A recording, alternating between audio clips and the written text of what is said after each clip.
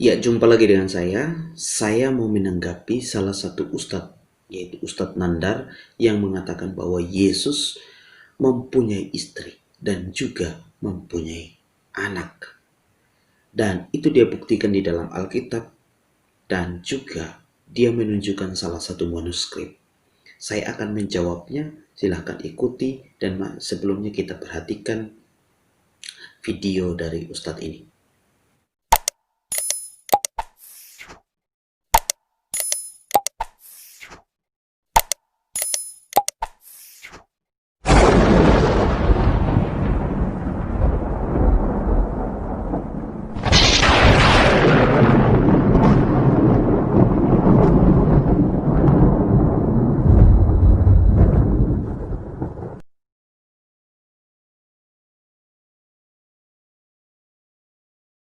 Bahkan Yesus itu mempunyai anak, saudara. Ini berdasarkan Alkitab. Ya, Yesus mempunyai anak yang bernama Yustus. Anda tidak percaya itu? Mari kita lihat di dalam Kolose 4 ayat 11. Ya. Dan dari Yesus yang dinamai Yustus. Dan dari Yesus yang dinamai Yustus. Hanya ketiga orang ini dari antara mereka yang bersunat, yang menjadi temanku yang sekerja dengan kerajaan Allah. Mereka itu telah menjadi penghibur bagiku. Ya. Dari ya. Ini aslinya bukan dari di sini. Kalau kita melihat original language-nya, Ben, ada Yohana bin Zakaria, ya, Ben. Kalau dalam bahasa Arab bin, Ben Ibrani, bin bahasa Arab, Ben. Dan inilah Ben Yesus yang bernama Yustus.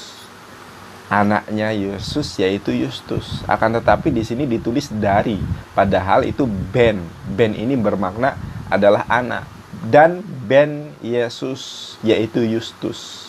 Dan anaknya Yesus yaitu Yustus. Yustus ini tidak sering diungkap ya siapa. Karena kalau diungkap akan jelas bahwa ini adalah Yesus. Sekali lagi saya baca. Kalau kita melihat Kolose 4 ayat 11, di sini disebutkan dan dari Yesus. Dan dari Yesus. Dan dari Yesus maksudnya apa? Ini tentu ada kata-kata yang janggal begitu. Dan dari Yesus yang dinamai Yustus.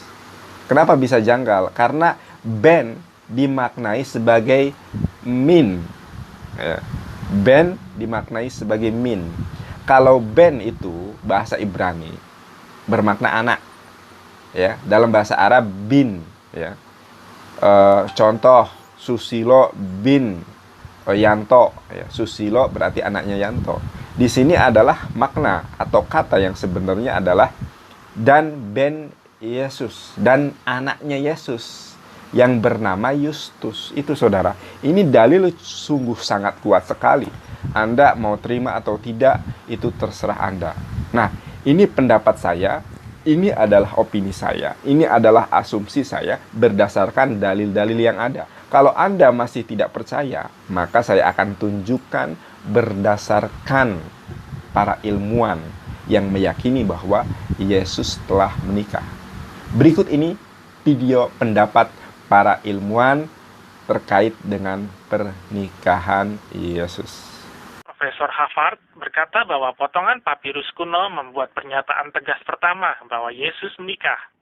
Ya, kita sudah mendengar apa yang dikatakan oleh Ustadz Nandar, yang dikatakan adalah Ustadz yang sangat pintar, walaupun kelihatan kebodohannya dari ungkapan-ungkapan ini. Karena apa?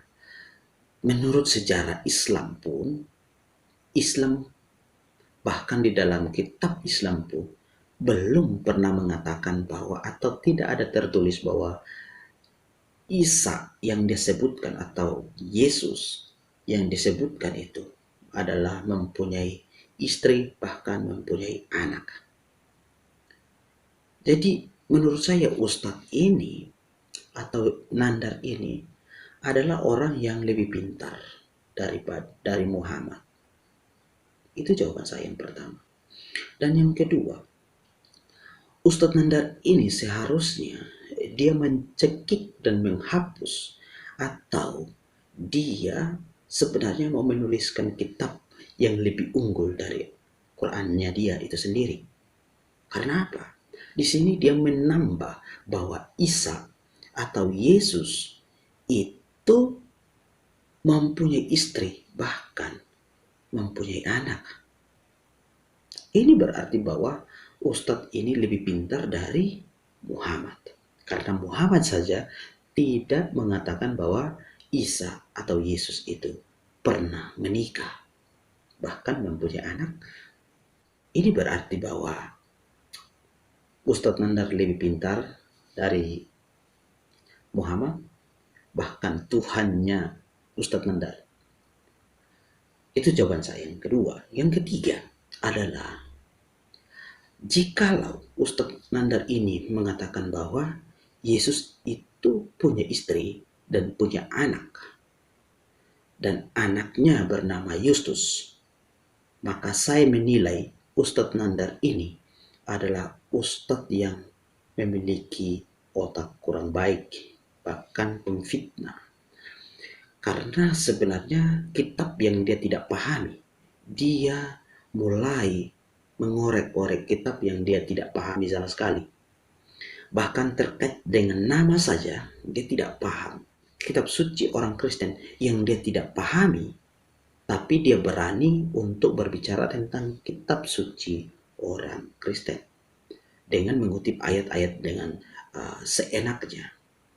Ini menurut saya bisa dikatakan bahwa Ustadz Nandar ini sudah menghina atau melecehkan kitab suci orang Kristen. Karena apa? Dia mengutip ayat yang tidak ada kaitan dengan Yesus mempunyai anak dan anaknya namanya Yustus. Sebagaimana yang ayat yang dikutip adalah Kolose 4 ayat 11.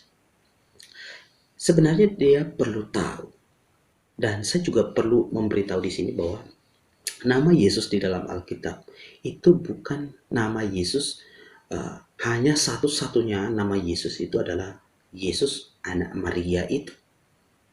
Bukan satu-satunya itu, tapi ada nama Yesus yang lain.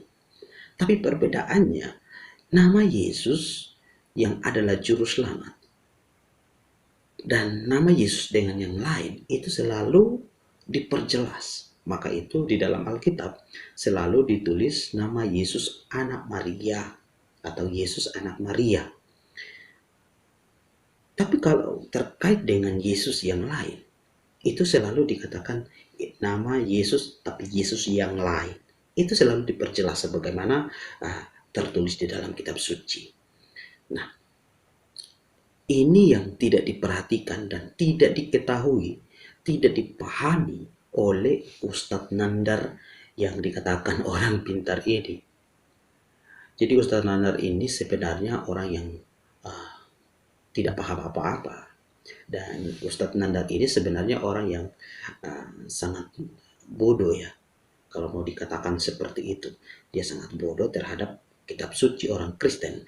Tapi dia berani mengutip dan mengambil ayat seenaknya dia. Dan saya mau menjelaskan di dalam Kolose 4 ayat 11 ini. Jadi Kolose 4 ayat 11 ini sebenarnya disebutkan dari Yesus yang dinamai Yustus. Coba perhatikan kata-katanya. Dari Yesus yang dinamai Yustus.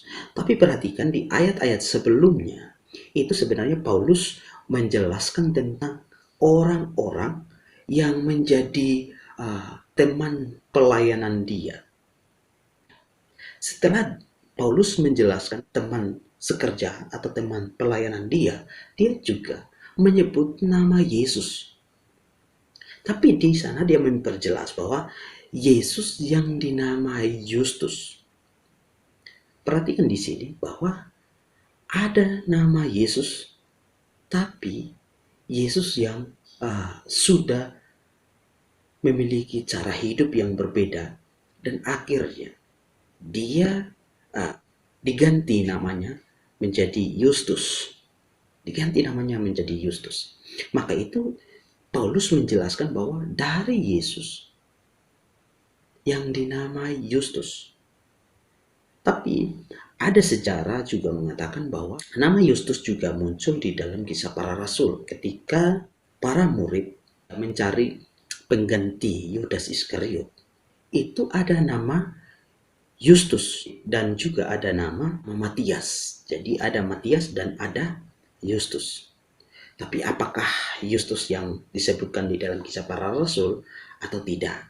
Itu belum secara lengkap diperjelas.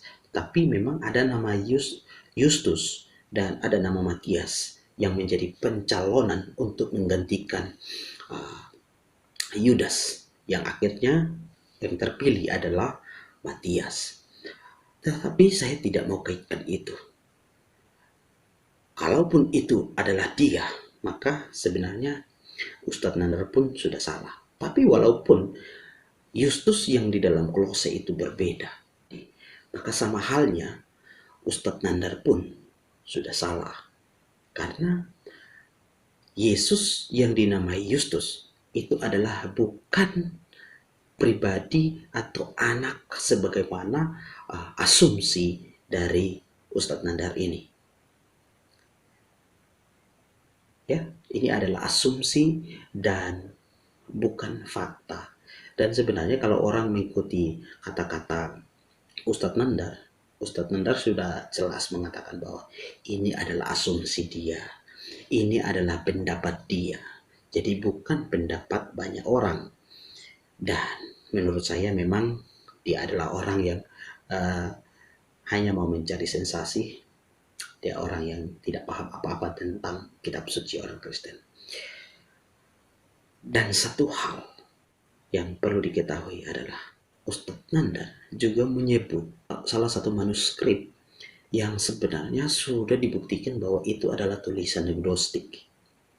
Tapi Ustadz Nandar ini dengan getolnya mau mengungkit itu. Padahal banyak pakar sudah membuktikan itu bahwa salinan itu adalah salinan palsu. Dan itu adalah tulisan dari orang palsu yang berusaha untuk memalsukan itu dan mau memasukkannya. Dan hanya mau mencari sensasi. Para pakar juga sudah membuktikan itu. Bahwa itu bukan tulisan atau manuskrip yang sebagaimana pada zaman dahulu. Ya. Jadi itu adalah tulisan palsu. Tapi Ustadz Nandar ini mempercayai tulisan palsu ini. Itulah orang-orang yang tidak mencari data dan memiliki data yang valid, tetapi mau mengklaim. Nah, ini adalah sesuatu yang salah dan perlu diperhatikan. Ya. Dan